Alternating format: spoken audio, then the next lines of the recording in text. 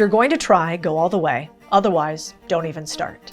If you're going to try, go all the way. This could mean losing girlfriends, wives, relatives, jobs, and maybe your mind.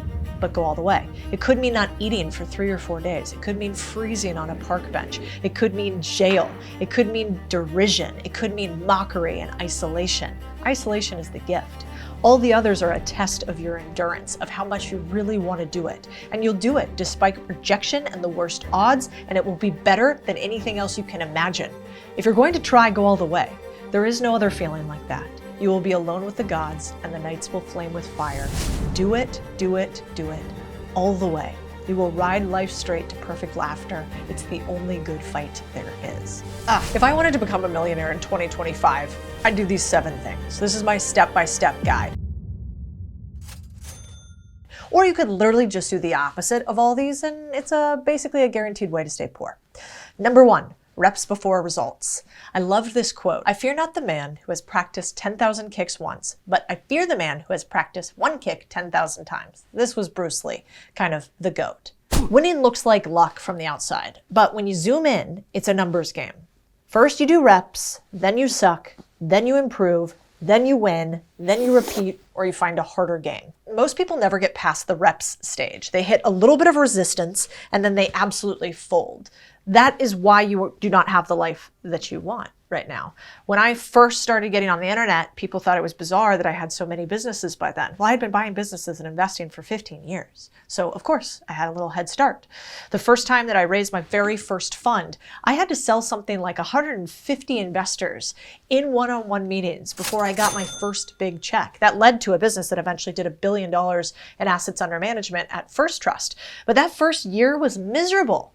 And so you have to realize that more reps equals more learning. More learning equals better decisions equal better wins. I sort of think about it like a game of dominoes where you can basically see how to make one fall in front of the other by having one that is stronger and stronger and stronger and stronger and stronger because momentum compounds. So every industry has outliers, but if you dig deeper, they almost always fall into 2 categories. They are, in fact, statistical anomalies. You aren't one of them.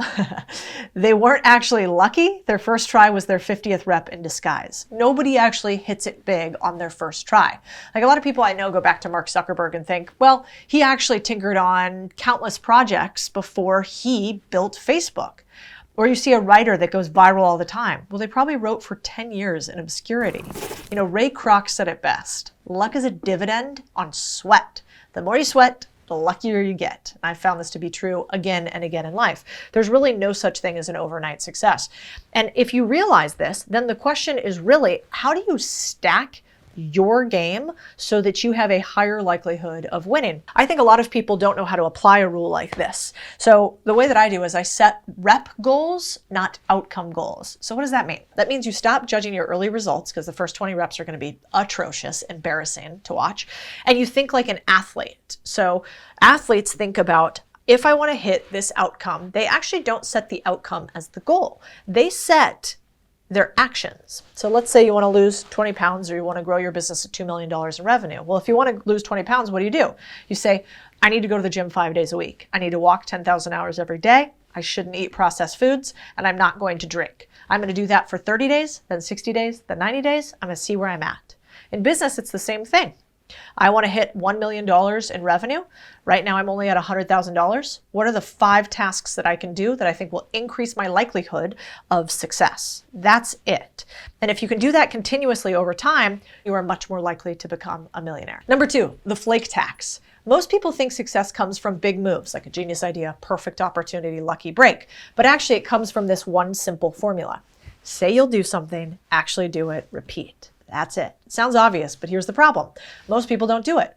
You overcommit. You underdeliver. You spend your career making excuses. And over time, that comes as a cost. Your most important promise is a promise you make to yourself. Now, the reason why this works like compound interest is every time you follow through, you actually earn credibility points with yourself. Every time you flake, you lose them. Then you think, it doesn't really matter if I keep promises to myself. And at first, you don't notice. No one notices, but over time, this creates an exponential gap. A good example would be, I had an employee.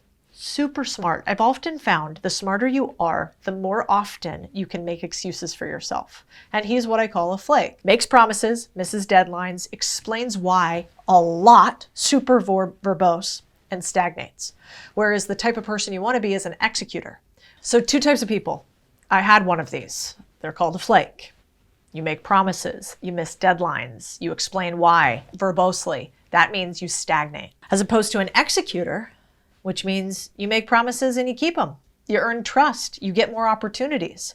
The results, flakes have what's called linear progress. They kind of go side to side like this. They're always having to start over. They never really break out to the next level. Executors have compounding trust, which means the things they do get easier with time, and they keep getting more opportunities because these things get easier with time. The guy who delivers consistently will have more money in his bank account by the end. That's just the end of it. Doing the thing is the fastest way to stand out because most people don't. So keep your promise to yourself and watch how you start to keep promises to other people. In 90% of businesses, they are built either to just survive or to thrive.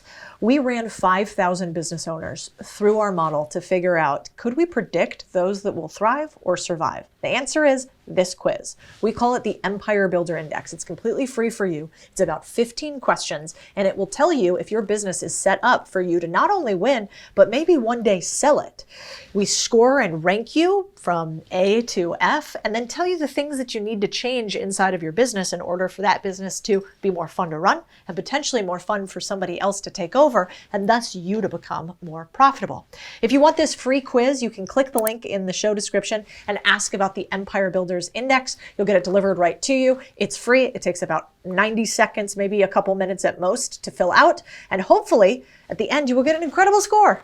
But if you don't get an incredible score, you're also welcome to reach out to my team. We have workshops, we have communities, we have just about everything builders need to grow. We're happy to help you if we can. Number 3, a very controversial one by one of my favorite authors of all time. His name was Bukowski, Charles Bukowski. It actually, he says it multiple ways, but one of my favorite poems of his is about being a writer. And it's so good, I want to read it to you. He says, if you're going to try, go all the way. Otherwise, don't even start. If you're going to try, go all the way. This could mean losing girlfriends, wives, relatives, jobs, and maybe your mind, but go all the way. It could mean not eating for 3 or 4 days. It could mean freezing on a park bench. It could mean jail. It could mean derision. It could mean mockery and isolation. Isolation is the gift. All the others are a test of your endurance, of how much you really want to do it. And you'll do it despite rejection and the worst odds, and it will be better than anything else you can imagine. If you're going to try, go all the way. There is no other feeling like that. You will be alone with the gods, and the nights will flame with fire. Do it, do it, do it, all the way. You will ride life straight to perfect laughter. It's the only good fight there is. What does this mean? It means when you say you are going to do a thing, that's one thing. But if you are going to say it, do it. Do not just try. Bukowski is obsessed with this idea of removing the word try from your vocabulary. And he would say, not to try either for Cadillac's creation or immortality. You wait, and if nothing happens, you wait some more. It's like a bug high on the wall. You wait for it to come to you. When it gets close enough, you reach out, slap it, and kill it. Or if you like its looks, you make a pet out of it. And I think those encompass the idea that you should paste on your forehead, which is writing about writer's block is better than not writing at all. That you find what you love and let it kill you. That's his line. And we are here to laugh at the odds and live our lives so well that death will tremble to take us. Remove try from your vocabulary. By the way, if you're building a business right now and you're stuck or you want to break out to the next level, maybe you're not where you want to be today. Believe me, I've been there many, many times. I want you to know I got you. We help thousands of business owners a year figure out how to scale to the next level. One of my favorite mentors said, every level you have, there's just a higher level and a higher devil. And so if you've been in business for a while and you're doing 6, 7, or 8 figures, there's probably one thing standing in the way of your next level. That's why we host growth and scale workshops 4 times a year throughout the year in Austin, in Miami, in San Diego, and you may be a fit to come to one of them. If it sounds interesting to you to get help on how to scale your business to the next level, you can reach out to my team at the link in the show notes. We believe in you builders, but we also believe that it's a lonely road and you can't do it by yourself. Number 4, be a fixer, not a freeloader. So There's a dividing line between two types of people in today's world. At my company, we call these fixers and freeloaders, and they're different than flakes and executors. The leaky ship analogy basically is this. You're on a boat in the middle of the ocean. Suddenly a hole appears, water pours in. What happens next? Well, you have a bunch of people who say, I'm so proud of our boat. The hole just gives it character. Guys, let's not be negative. Don't worry about the hole. Are you going to fix it? Technically, it's not a hole. It's a special port. If there's a hole there, it's there for a reason. What? Like you're an expert at shipbuilding? Everyone, let's just mind our own business. Or I like it with a hole even better. And this always makes me chuckle because while it's ridiculous that we would think of drowning in a boat while you have one guy trying to patch it and everyone else saying things that don't matter, it's very true. And it's an example of what's happening in society and kind of scary how accurate it is in multiple different ways. The freeloaders, they just kind of react. They tell you all their feelings about it. While the freeloaders are not searching for how to fix it, they're searching for ways to feel better about it. They discuss, they theorize, they wait. You guys have met somebody like this, haven't you? You're like, you've brought me that same problem, Diane, about you and your husband for 15 years. Have you tried therapy? Have you talked to them in person? Have you sat down? Have you looked yourself in the mirror and tried to be better? Is there anything we want to do here? Or do we just want to still talk about the issue for 72 years later? Whereas fixers are a totally different breed. They see a problem and they just end up fixing it. And you know what a wild part is? Some weird thing is happening in our culture today where we think that if we fix things and somebody doesn't pay us for it, that's like, ugh, really? Like I'm working at this company and I shouldn't have to do this thing that's not my job. That's a terrible way to stay poor forever. You also don't want that in your culture of your company. I was at my friend Andy Frisella's company. And he has a saying, which is how you do anything is how you do everything. And I remember the moment that I realized how deep his culture was, is that I was in the bathroom at his beautiful 100,000 square foot headquarters in St. Louis, Missouri. I was fixing my makeup or something in the bathroom, and this woman comes out of the stall and she grabs the, soap and water and starts washing her hands. And then when she's done, she grabs a paper towel and she wipes the countertop and the sink and then throws it away. I thought that was nice, like a little touch above and beyond. I don't do that every time I wash my hands. And then another woman came in. She does the same thing. She washes her hands, she grabs the paper towel, she cleans the countertop, she cleans the sink. And I pause for a second. And I do the inappropriate thing that I do because I just can't be quiet ever. And I'm like, what the are you doing? Why are you washing that countertop and the thing? Like, is that something that you do here? And she just looks at me with this look of disdain and says, how you do anything is how you do everything, right? And so I march out of the bathroom immediately and go to my friend DJ who works at the company. And I'm like, who was that? Was that like your new CEO, your head of marketing, your COO? And he was like, oh no, that's Sally. She's on the sales team. She's kind of junior, she's new, but I think she's going to work out here. And I realized how deep their culture was because even his employees were repeating it back. That is the perfect example of a fixer. And humans like that, they get to architect the entire world as opposed to be a meme where you're wishing and hoping that somebody else will fix things. The truth of the matter is the world is always going to be full of leaks, and that's actually kind of our opportunity. Okay, number 5 is climbing the NPC ladder to main character energy. So I like to ask people, where are you on the NPC ladder? See, first there are NPCs. Right? These are in video games, non-player characters. They exist to create the illusion of a world alive. Like, they populate the towns, they kind of repeat that scripted dialogue and react in super predictable ways. They don't actually play the game. They're like a glorified chair, right? The shopkeeper who says, welcome traveler, welcome traveler, welcome traveler. The blacksmith who does the same thing. The idea is they don't connect the dots, they're not important, and generally speaking, they're just wandering around. Then there are the PCs, the player characters. They're the ones that make things happen, the ones with all of the control, the ones who are actually debating whether not somebody should fight dragon, but like, let's go fix the village and kill the dragon. PCs understand something that most people don't, which is no one's coming to save you or pick you up. And the world defaults to people who step up. And so I think about the NPC ladder as this. Low end, not my problem. Nobody told me to do anything. Someone should fix this. If nobody steps up, I guess I will. I'll handle it. So the idea in business is you probably right now in your business have people who say these things to you. This tells you how you should pay them. At the low end of the scale, you have minimum wage labor, which is what I consider bottom rung. And at the high end of the ladder, you have top rung, or what I would consider C-suite, or people who are on a path for growth. Bottom rung employees, minimum wage employees, say things like, I just work here. I don't know, not my job. Second rung, they say, ooh, nobody told me to do that. So it's not like I won't do it, but nobody told me. You have to tell me to do something. They're like a human motion detector. Only take action when directed and somebody is moving in front of them. Third rung is somebody that says, someone should really fix this. It's like an armchair CEO, right? They're diagnosing project problems. They're telling you what's wrong, but they don't actually fix it. Then the next rung is, well, if nobody else steps up, I guess I will. I think about this as the lazy fixer. This is like, well, I guess I'm doing this again. Well, I'm always working late instead of the other guy. And then you got the top tier, the PCs, who say, I'll handle it.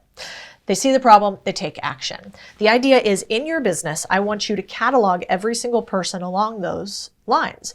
And then I want you to communicate this with your team. I get on our Monday morning meeting and I say, hey, by the way, guys, if you say these sorts of lines, you get paid this sort of level. If you say these sorts of lines, you'll get paid that sort of level. You decide, do you want to be a main character? Or do you want to be part of the show? Neither are wrong, but you got to decide, and they pay different. I built something for you builders. If you are building a business right now, I think this is the playbook for scaling businesses. We call it our contrarian operating system. It's how I manage all of our businesses to both grow really simply, but consistently. And it's free for you. If you want it, just click the link in the show description and try out the operating system. I really think, you guys, if you want to have a business, not a job, you have to have a system and a process and not a hope and a prayer. If this is useful for you all as well, you can talk to my team. We have tons of resources for builders. I am here to make sure you succeed. Number 6, action before opportunity. Most people are allergic to this concept. They wait for the perfect role, the dream project, the right time, and they convince themselves that when the time comes, they're going to take action. But your bank account is a direct reflection of how fast you move and how many risks you take. So I want you to think action first, then opportunity follows. In your business, this is how I think about it. You take action even when you don't know what to do, which increases your trust and belief in your ability to move, which actually creates more opportunity for you, which gives you more actions to take. This is the virtuous cycle that I want you to follow. And how do you do this in practice? I'd ask yourself today, what is my typical timeline for one activity that's really important for my business or life? That might be something like, hey, I'll get to that by the end of the day today. Every time you want to give a deadline that's like end of day today, tomorrow, next week, try doing it in 1 hour. Try doing it in 20 minutes. Try materially changing the trajectory of your life by compressing timelines, because people who compress timelines, they win. And the last one is number 7. Your economic superpower is I do. That leads to graphs like this, which show you that over time, if you are never married, and if you were married and never divorced, there is a delta of somewhere between $300,000 to $1 million in net worth, which is kind of crazy. Now, I'm not telling you to go out there and marry just about anybody you find, but what I will tell you is put your priority of partnership very high. One, because it's cool. I'm married, I could tell you. It's actually pretty cool. It's hard at times, but nowhere near as hard, I think, as being single. Being single is really hard, actually. But you know what's cool? When you find your person, you are going to have to compromise. You're going to have to take action. You're going to have to trust. You're going to have to be a better person. They're going to be a mirror and reflection of all the things you hate about yourself constantly. But it turns out one of the fastest ways to wealth is finding another human who can tolerate you for the long term. And so in a world in which people tell you that marriage doesn't matter, I'm going to say the opposite. In fact, when I do business deals, I like to see people that can have a long-term partner, because at least that guy can tolerate them. All right, 7 things I would do if I wanted to be a millionaire in 2025. One kind of crazy one here at the end, all the way to a bunch you would be crazy not to listen to. Hey crew, this is so cool. The podcast is growing like crazy, and it's only actually because of one thing, you. I don't know if you know this, but the only way the Big Deal Pod grows is when you share it with somebody else. We don't do ads, we don't do pay for play, we don't go on other people's podcasts and talk about it. So if you think there was something helpful here, if we made you money, we made you think about your business or life differently, the most beautiful beautiful thing you can do for me is share it. And the most beautiful thing you can do for someone that you care about is to share it with them, help them grow alongside you. So please share the pod. That's how we grow. And also tag me on anything you share. I love resharing other builders across Instagram, Twitter, and all other platforms. Thank you from the bottom of my heart. You're super important to me.